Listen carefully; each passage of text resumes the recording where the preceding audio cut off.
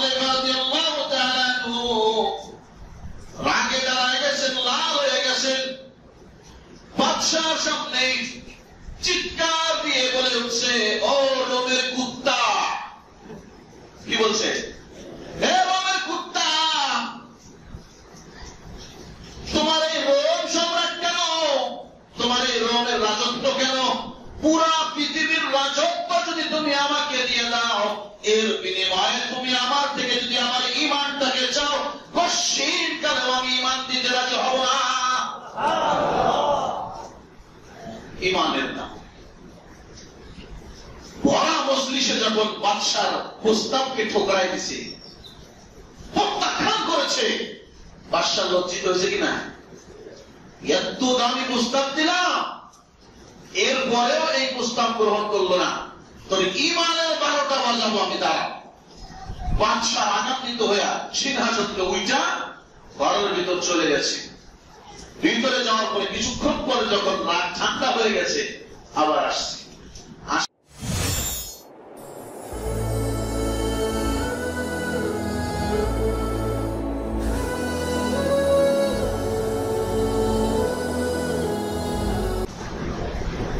সাহাবায়ে কেরামের ইজ্জত, সাহাবায়ে কেরামের মর্যাদা সম্পর্কে আলোচনা চলতেছিল।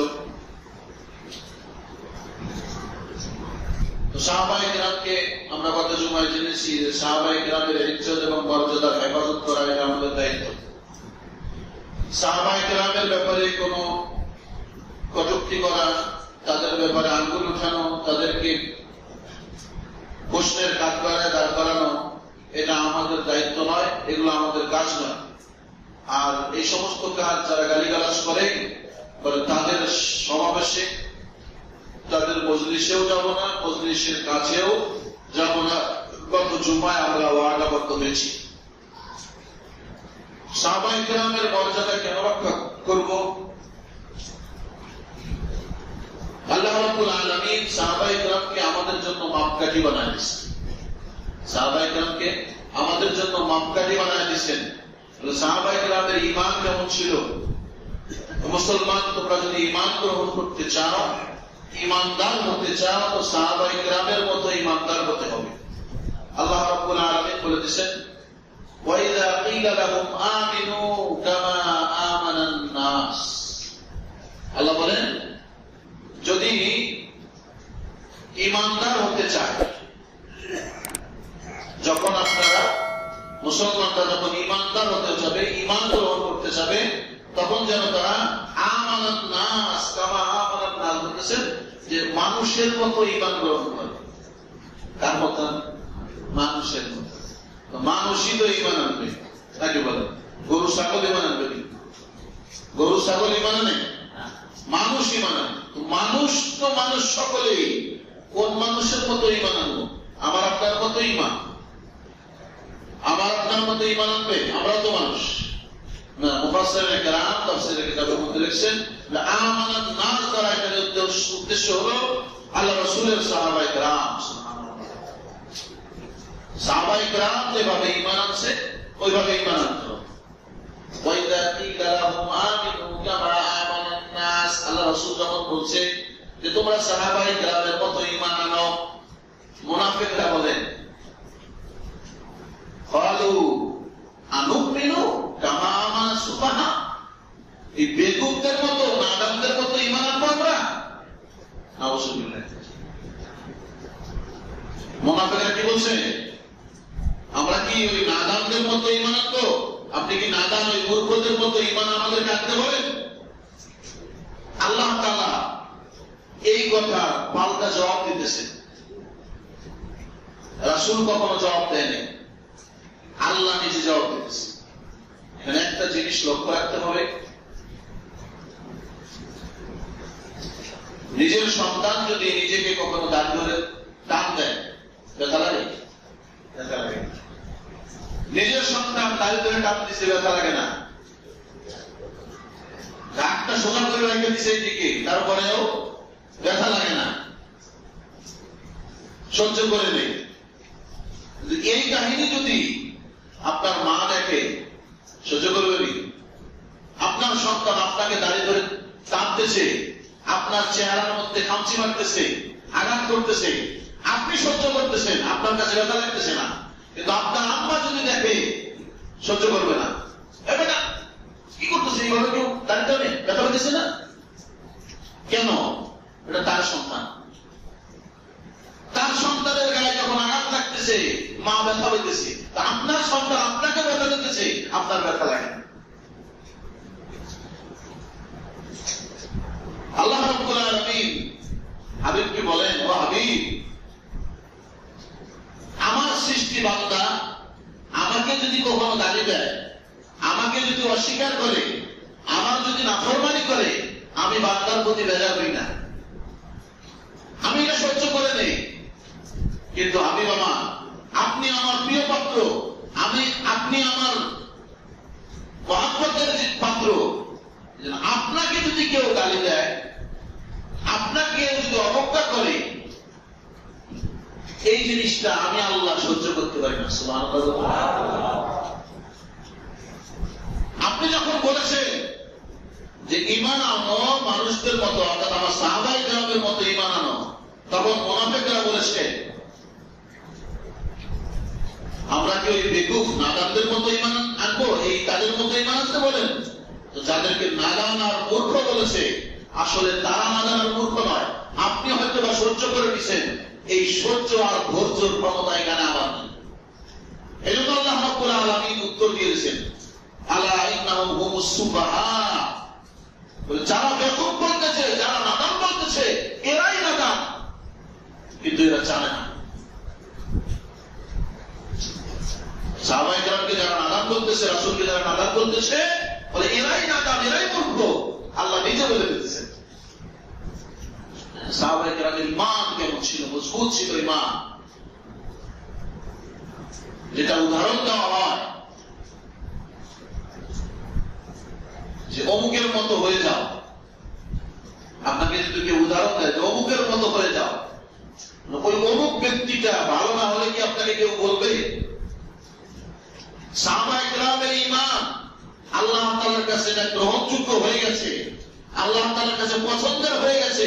এজন্য তো আল্লাহ বলতেছে যে সাহাবায়ে কেরামের মতো ঈমান তোমরা। কেমন ছিল তাদের ঈমান? রোম সম্রাট একবার গোয়েন্দা বানাইছে, মুসলমানদের এত জয়গান শুনি, মুসলমানরা বিভিন্ন রাষ্ট্র বিজয় করতেছে,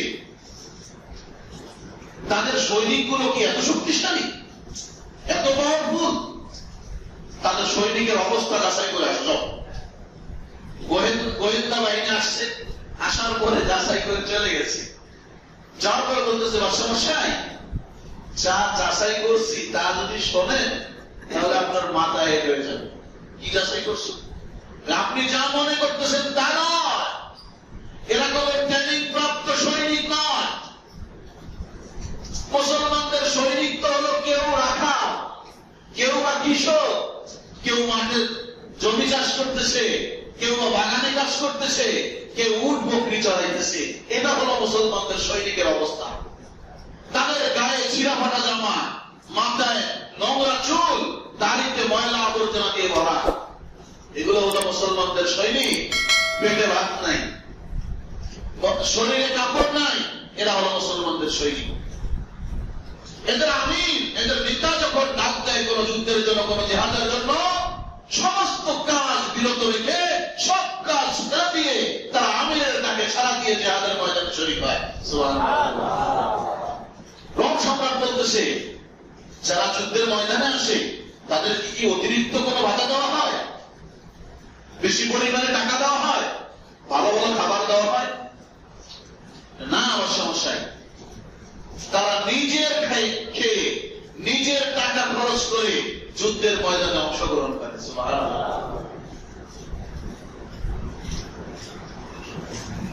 আমি তো তাকে এত টাকা খরচ করি, আমার সৈনিকদেরকে যুদ্ধের ময়দানে নেওয়ার জন্য এক্সট্রা বোনাস দিতে হয়, আবার কত বেতন দিতে হয়, ভালো ভালো খাবার দিতে হয়।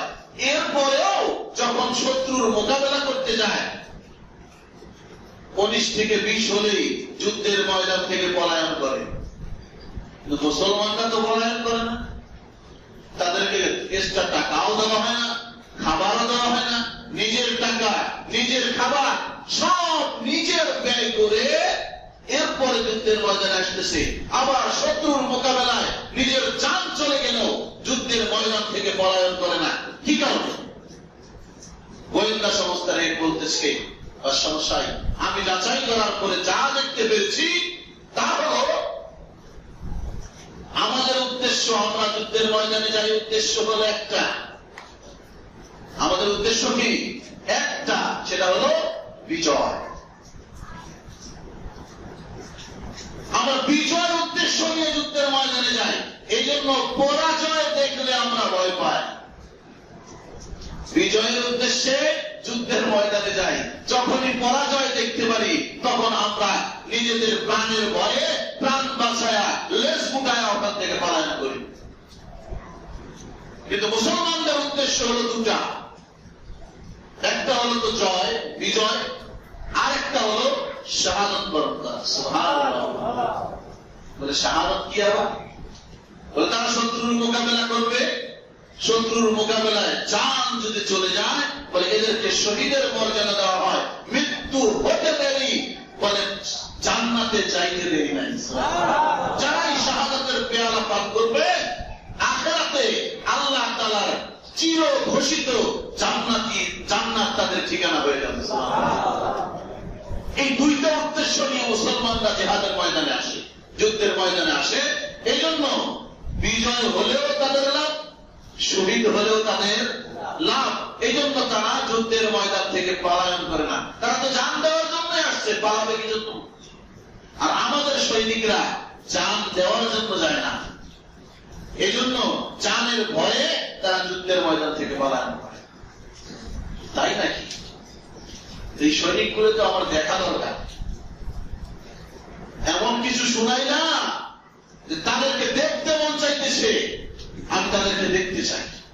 এই জন্য সামনে যে যুদ্ধ হবে বলে এই যুদ্ধের ময়দানে তুমি কেমনে পারো, কিভাবে পারো, মুসলমানদের কিছু সৈনিক জীবিত অবস্থায় আমার দরবার পর্যন্ত আনতে হবে। রোম সম্রাটের আদেশ। যুদ্ধ সংগঠিত হল।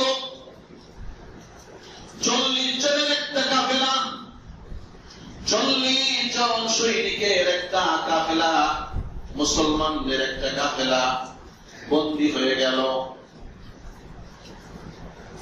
এদেরকে বন্দী করে রোমের কারাগারে বন্দী করা হলো। রোম বাদশাহের কাছে গিয়ে জিজ্ঞেস করা হলো, বাদশাহ মশাই আপনি যাদের দেখতে চেয়েছেন 40 জনের একটা কাফেলা আমরা বন্দী করে রেখেছি জেলখানায়, আপনি অনুমতি দিলে আপনার সামনে হাজির করতে পারি। অনুমতি দেওয়া হলো। আগামীকাল সকালবেলা সবাইকে বলে দিবা, সবাই যেন উপস্থিত থাকে রাজদরবারে, আর মুসলমানদের সৈনিকদেরকে আমার সামনে উপস্থিত করবা। কথা অনুযায়ী কাজ। সকালবেলায় মুসলমানদের 40 জনের কাফেলাকে রাজদরবারে রোম সম্রাটের সামনে উপস্থিত করা হলো। সমস্ত সৈনিকদের গায়ে ছিঁড়া ফাটা জামা, চুলগুলো এলোমেলো ময়লা আবর্জনা দিয়ে ভরা, দাড়িগুলো নোংরা হয়ে আসে, চেহারাটা মলিন মনে হয় কয়েকদিন থেকে খায় না। রোম সম্রাট ডাক দিয়ে বলে, বেটা তোমাদের মধ্যে তোমাদের নেতাকে, তোমাদের আমিরকে, লিডারকে, একজন যুবক দাঁড়ায় গেছে। আমাদের এই জামাতের আমির হলাম আমি নেতা, আমি কমান্ডার। হযরত আব্দুল্লাহ ইবনে হুযায়ফা রাদিয়াল্লাহু তাআলা আনহু যখন এইভাবে ডাক দিয়ে বলছে, রোম সম্রাট তুমি যুবক মানুষ, তুমি এদের নেতা নাকি? বলে হ্যাঁ আমি নেতা। তোমার নাম কি? বলে আমার নাম আব্দুল্লাহ ইবনে হুযায়ফা। আসো এদিকে। মুসলমানদের 40 জন কাফেলার নেতা আব্দুল্লাহ ইবনে হুযায়ফাকে যখন বাদশা নিজের কাছে ডাকলেন,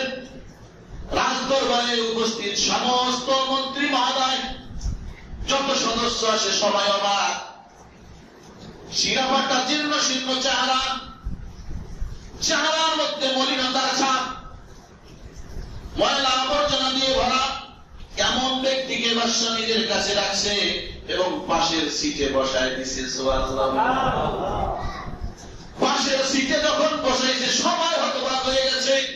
বাদশার পাশের সিটে বসার জন্য কত দেশের বাদশা মন্ত্রীরা আবেদন করে, কিন্তু কাউকে বাদশা বসতে দেয় না। বলে এই জীর্ণ শীর্ণ লোকটাকে কেন বসতে দিলেন? কিসের এত সম্মান? সবাই অবাক হয়ে গেছে। বাদশাহ আব্দুল্লাহ রাদিয়াল্লাহু তাআলা আনহুকে ডাকতে বলে, আব্দুল্লাহ, আমি তোমাকে অনেক বেশি পছন্দ করি, তোমাকে অনেক ভালোবাসি, যার কারণে আমার পাশের সিটে তোমাকে আমি বসতে দিয়েছি। আব্দুল্লাহ, তুমি যদি আমার এই ভালোবাসার মূল্যায়ন করতে চাও, তুমিও যদি আমার ভালোবাসা, আমার প্রেমে বন্ধনে আবদ্ধ হতে চাও, তাহলে তোমারও লাভ আছে, আমারও লাভ আছে। মাঝখানে পাতা একটা জিনিস, আমি তোমাকে ভালোবাসি, ভালোবাসার খাতিরে এত সম্মানের জায়গায় স্থান দিয়েছি।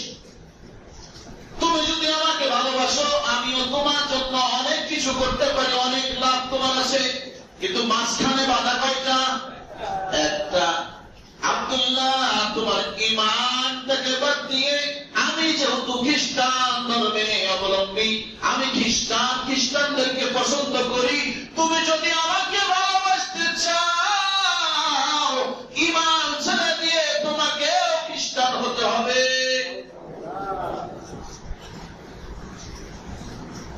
তুমি যদি খ্রিস্টান হও, লাভ কি?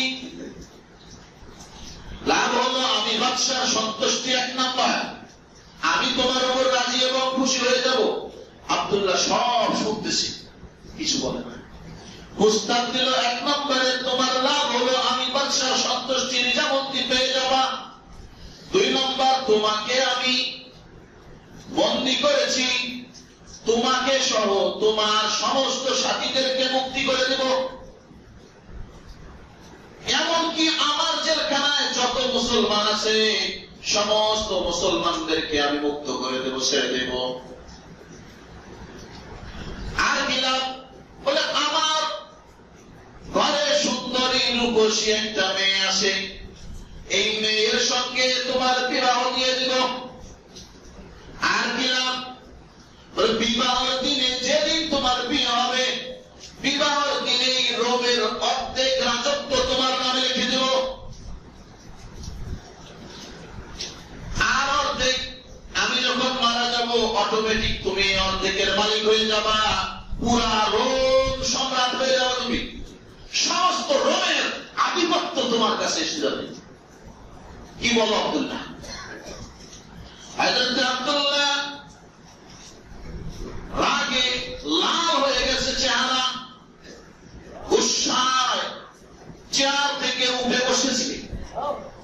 যখন কারো রাগ হয় অবস্থা পরিবর্তন হয় কি হয় না? হয় কি হয় না?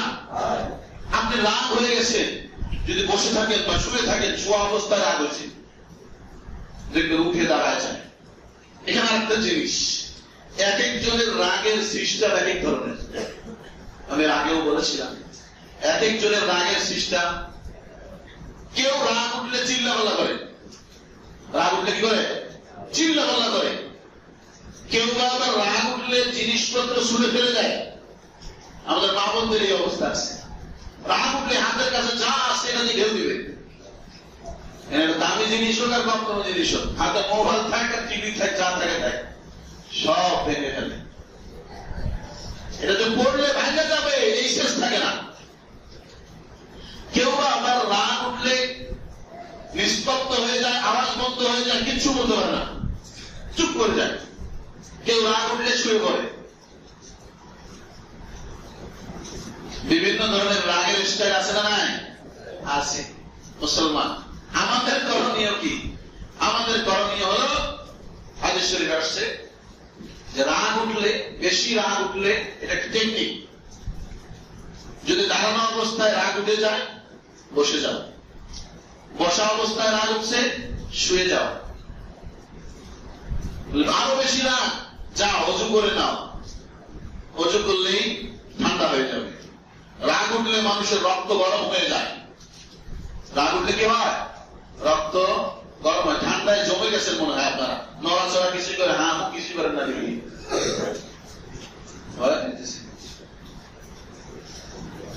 মারামারিতে মানুষের রক্ত চাইতেছে, আর আপনাদের রক্ত ঠান্ডা হয়ে গেছে। কিছু বলা যাবে না। কানে, মুখে, চোখে সব জায়গায় তালা লাগাই দিচ্ছি আমরা, কিচ্ছু বলবো না। আল্লাহ আল্লাহ, আমাদের ভাই বোনেরা জান দিতেছে আর আমরা চুপ করে দেখতেছি। আর কি করব? কিছু বললেই গুম, কিছু বললেই গুম ধরে নিয়ে যাবে। আচ্ছা যাই হোক, রাগ উঠলে আমাদের কি করতে হবে? দাঁড়ানো অবস্থায় রাগ উঠলে বসে যান, বসা অবস্থায় রাগ উঠলে শুয়ে পড়েন, এরপরেও না মিটলে অজু করেন। বলে রক্ত গরম হয়ে গেছে, পানি ঠান্ডা কিনা, ঠান্ডা পানি দিছে, রক্ত ঠান্ডা হয়ে গেছে, অটোমেটিক আপনার রাগ কমে যাবে ইনশাআল্লাহ। করবো তো ইনশাআল্লাহ। হযরত আব্দুল্লাহ ইবনে উলাইমা রাদিয়াল্লাহু তাআলা আনহু রাগে দাঁড়ায় গেছেন, লাল হয়ে গেছেন, বাদশার সামনে চিৎকার দিয়ে বলে উঠছে, ও রোমের কুত্তা! কি বলছে? হে রোমের কুত্তা, তোমার এই রোম সম্রাট কেন? তোমার এই রোমের রাজত্ব কেন? পুরা পৃথিবীর রাজত্ব যদি তুমি আমাকে দিয়ে দাও, এর বিনিময়ে তুমি আমার থেকে যদি আমার ঈমানটাকে চাও, কশিন কালেও আমি ঈমান দিতে রাজি হব না। ঈমানের নাম ভরা মজলিসে যখন বাদশার প্রস্তাবকে ঠোকরাই দিছে, প্রত্যাখ্যান করেছে, বাদশা লজ্জিত হয়েছে কিনা?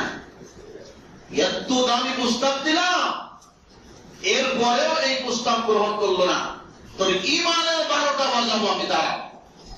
বাদশা আঘাতিত হইয়া সিংহাসন থেকে উইটা ঘরের ভিতর চলে গেছে। ভিতরে যাওয়ার পরে কিছুক্ষণ পরে যখন রাগ ঠান্ডা হয়ে গেছে, আবার আসছে। আসার পরে দেখতেছে বাদশা প্ল্যান করছে যে ওর ঈমানের অনেক বেশি দাম। বলে ঈমান সস্তা জিনিস তো না, দামি জিনিস তার কাছে। যদি দামি জিনিস সহজে চাইলে দিবে না, সহজে চাইলে দিবে না, টেকনিক করতে হবে। টেকনিক কি? বাদশা আসছে। আমাদের বর্তমান সমাজে বা বিভিন্ন রাষ্ট্রিক যারা অন্যান্য রাষ্ট্রকে দখল করতে চায় বা ক্ষমতাশীল লোকেরা প্রতিপক্ষকে নিজের আয়ত্তে করতে চায়, তখন এই টেকনিক গুলো গ্রহণ করে। প্রথম তাকে প্রস্তাব দেওয়া হয়, দামি দামি প্রস্তাব দেওয়া হয়। প্রতিপক্ষের কোন লিডার যে আছে তাকে প্রস্তাব দেওয়া হয়, আরে তুমি ওই দলে আসো, তোমাকে কিছুই দিতেছে না, খাবার দাবারের ব্যবস্থা নাই, আমার দলে আসো, খাওয়া দাওয়ার ব্যবস্থা করে দেবো, ভিআইপি বাড়ি করে দেবো, বাজারে আসো 3 মাইল হেঁটে। বলে বাজারে আসবা, তোমার জন্য হুন্ডার ব্যবস্থা করে দেবো। বলে খালি হুন্ডাই না, আসতে চাইতে হুন্ডার তেল খরচ হবে না, এটা কি তুমি খরচ করবা না? প্রতিদিনের তেল খরচও আমি দিয়ে দেবো, শুধু আমার দলে আসো। এই টেকনিক অবলম্বন করে কি করে না? যখন এই প্রতিপক্ষ যদি গ্রহণ করে নেয় তো ভালো কথা, যদি না গ্রহণ করে তাহলে একটু কঠিন হয়। কি? তুমি আমার প্রস্তাব গ্রহণ করলে না, তোমার বাজারে আসা বন্ধ। বাজারে আসলেই পা ভাঙ্গা হাতে ধরে দেবে, বলে কি বলে না? এরপরেও আবার কি করে? গৃহবন্দী করে। না এতটুকুতে হইতেছে না তো ঘরের মধ্যে বন্দী করে নাকি, ঘর থেকে বের হতে পারবো না। এতেও যদি কাম না হয় তাহলে সন্তানকে হাইজ্যাক করে দেবে, অপহরণ। ছেলেকে অপহরণ করছে, তোমার সন্তানকে যদি বাঁচাইতে চাও ওই দল বাদ দিয়ে আমাদের দলে আসো। এরপরেও যদি না মানে তখন কি করে? এতগুলো টেকনিক করা, ধামকি ধমকি প্রস্তাব কিছুই মানতেছে না, না আমি যে দল করি এই দলেই থাকবো। তখন কি বলে? এটাকে গুম করে দাও, না হলে কেশর খাওয়াই দাও। কি খাওয়াই দাও? ক্যাপসুল। ক্যাপসুল খাইলে অসুখ সারে না? ক্যাপসুল খাইলে কি সারে? অসুখ। কথা বলেন, আমার সাথে একটু কথা বলেন। ক্যাপসুল খাইলে কি সারে? অসুখ সারে। সব ক্যাপসুল খাইলে অসুখ সারে না। পিতলের ক্যাপসুল যদি দেয় অসুখ সারবে নি? পিতলের ক্যাপসুল 11 বছরের বাচ্চার চোখ দিয়ে ঢুকে মাথার পেছন দিয়ে বের হয়ে গেছে। 11 বছরের বাচ্চা জীবিত আছে না মরে গেছে? খবর পান নাই আপনারা? হ্যাঁ, এই ক্যাপসুল খাওয়ায় দাও। ক্যাপসুল খাওয়ায় তাকে চিরনিদ্রায় শায়িত করে দেওয়া হয়। এরপরেও আমার দলে আসতে হবে। আমার দলে আসলেই বাঁচবা, নাহলে তোমার বাঁচার কোনো উপায় নাই। বুঝে নিন, সব কথা আমরা বলতে পারবো না এখন, আপনারা বুঝে নিন। তো যাই হোক, আব্দুল্লাহ ইবনে হুযায়ফাকে প্রস্তাব দেওয়া হয়েছে, সহজ প্রস্তাবে রাজি হয় নাই, এখন একটু কঠিন হতে হবে। বাদশাহ ঈসা আইন জারি করে দিল, আব্দুল্লাহকে জেলখানায় নিয়ে যাও। বলে জেলখানায় নিবা তো নিবা, তাকে খাবার পর্যন্ত দেওয়া যাবে না, পানি পর্যন্ত দেওয়া যাবে না। ডাক্তারকে হুকুম করে দিল, ও আমার রাজকীয় ডাক্তার, খেয়াল রাখবা আব্দুল্লাহ যেন না খাইতে না খাইতে মরে না যায়। মরে যাওয়ার যখন উপক্রম হবে তখন খাবার দিয়ে দিও। 1 সপ্তাহ যাবৎ জেলখানায় বন্দী করে রাখছে। আব্দুল্লাহ না খাইতে না খাইতে দুর্বল হয়ে গেছে, দেয়ালের দিকে মুখটা দিয়ে শুয়ে আসে। ডাক্তার বাইরে থেকে দেখার পরে চিন্তা করছে আব্দুল্লাহ বেঁচে আছে না মরে গেছে। কাছে যাওয়ার পরে যখন ডাক দিছে আব্দুল্লাহ, আব্দুল্লাহ মুখ দিয়ে মুখ নাড়াইতেছে, কথার উত্তর দিতেছে, কিন্তু কোনো আওয়াজ নাই। ভেতর থেকে আওয়াজ আসতে হলে শক্তির দরকার আছে না নাই? শক্তির দরকার আছে। 1 সপ্তাহ কোনো খাবার নাই, কোনো পানি নাই। 1 সপ্তাহে আব্দুল্লাহর শরীরটা দুর্বল হয়ে গেছে, এত দুর্বল হয়ে গেছে, মুখ নড়তেছে, কথার উত্তর দিতেছে দেখা যায়, কিন্তু আব্দুল্লাহর মুখের ভেতর থেকে কোনো আওয়াজ বের হয় না। ডাক্তার তো দিয়ে বাদশার কাছে গেছে, বাদশাহ আব্দুল্লাহকে যদি এখন খাবার না দেওয়া হয় তাহলে মরে যাবে, তার আপনি অনুমতি দিলে তার খাবারের ব্যবস্থা করে দেই। বলে হ্যাঁ, তার খাবারের ব্যবস্থা করো, কিন্তু খাবার হিসাবে তাকে দিবা শুয়োরের গোশত। নাউজুবিল্লাহ বলেন। খাবার হিসাবে দিবা শুয়োরের গোশত, আর পানি হিসাবে তাকে দিবা মদ মিশানো পানি। কথা অনুযায়ী কাজ। এই শুয়োরের গোশত আর মদ মিশানো পানি নিয়ে আব্দুল্লাহর সামনে যখন যাওয়া হলো, আব্দুল্লাহকে গিয়ে ডাক্তার বলতেছে, আব্দুল্লাহ তোমার খাবার নিয়ে আসছি, খেয়ে নাও। কিন্তু আব্দুল্লাহ জেনে রাখো, এই খাবারটা কিন্তু তোমার সাধারণ খাবার নয়, এটা হলো শুয়োরের গোশত, আর এটা হলো মদ মিশানো পানি। যে আব্দুল্লাহ মুখে কোনো আওয়াজ ছিল না, আব্দুল্লাহ ইমানি পাওয়ারে, ইমানের শক্তিতে লাভ দিয়ে দাঁড়ায় গেছে, গর্জন করে দাঁড়ায় গেছে। ডাক্তার ভয় কাঁপা শুরু করেছে, যেই মানুষটা একটু আগে কোনো আওয়াজ করতে পারে নাই, এই মানুষটা দাঁড়াইলো কেমনে? সুবহানাল্লাহ বলেন না? দাঁড়ায় বলতেছে, আমার জান একটা কেন 1000টা জান যদি আল্লাহ দিত, 1000 জান আমি কুরবান করে দেব, কিন্তু হারাম জিনিসে আমি মুখ লাগাবো না। তাদের ইমান আর আমাদের ইমানের মধ্যে পার্থক্য আছে না? জান দেওয়া তো দূরের কথা, জান দেওয়া লাগতো না। ইমান ছাড়তে গেলে জান দেওয়ার তো কোনো এত প্রস্তাব, এত দামি দামি প্রস্তাবের কোনো দরকার নাই। 5 টাকার একটা চা খাওয়াইলে ইমান বিক্রি করে দেই। কথা বলেন ঠিক কিনা? 5 টাকার একটা চা খাওয়াইছে, একটা টান খাওয়াইছে, টান বুঝছেন নি? একটা টান খাওয়াইলে ইমান বিক্রি করে দিছি। ফুটবলে ভোট দেব তাকে কথা দিয়েছি, কিন্তু যখন অন্য পার্টি আইসা আমাকে একটা টান খাওয়াইছে, 1 গ্লাস শরবত খাওয়াই দিছে, পাল্টে গেছে। ইমান বিক্রি হয়েছে কি হয় নাই? 5 টাকা 10 টাকার মধ্যে আমরা ইমান বিক্রি করে দেই, আবার সাহাবায়ে কেরামের ব্যাপারে আঙ্গুল উঠাই। কত বড় সাহস, কত বড় স্পর্ধা! যে সাহাবায়ে কেরামকে দুনিয়াতেই আল্লাহ জান্নাতের সার্টিফিকেট দিয়ে দিলেন, আমি নজওয়ার ফজু তার ব্যাপারে আঙ্গুল উঠাইতেছি, যা ইমানের 5 টাকার মূল্য, 5 টাকার যার ইমানের মূল্য, সে এত দামি ইমানের ব্যাপারে আঙ্গুল উঠায় কেমনে? চিন্তা করা যায়? হযরত আব্দুল্লাহ ইবনে হুযাইফা রাদিয়াল্লাহু তাআলা আনহু যখন এই জবাব দিয়ে দিয়েছেন, ডাক্তার দৌড় দিয়ে বাদশার কাছে চলে গেছে। বাদশাহ, যে আব্দুল্লাহ একটু আগে কথা বলতে পারে নাই, হারাম খাবার তার সামনে পেশ করা মাত্রই আব্দুল্লাহ গর্জন করে উঠেছে আর বলে দিয়েছে, এই হারাম খাদ্য আমি জিন্দেগিতেও আমার জান থাকতে মুখে লাগাবো না। বাদশাহ আরো আনন্দিত হয়ে গেছে, বলে না, এর শাস্তির দোষটা একটু বাড়াইতে হবে। এখনো ভয় পাইতেছে না, ভয় পাওয়াইতে হবে। কেমনে? ঘোষণা করে দাও, আগামীকাল সকাল বেলায় তেল গরম করবা, আব্দুল্লাহকে গরম তেলের মধ্যে ছেড়ে দেওয়া হবে, আব্দুল্লাহকে হাজির করবা। কথা অনুযায়ী কাজ।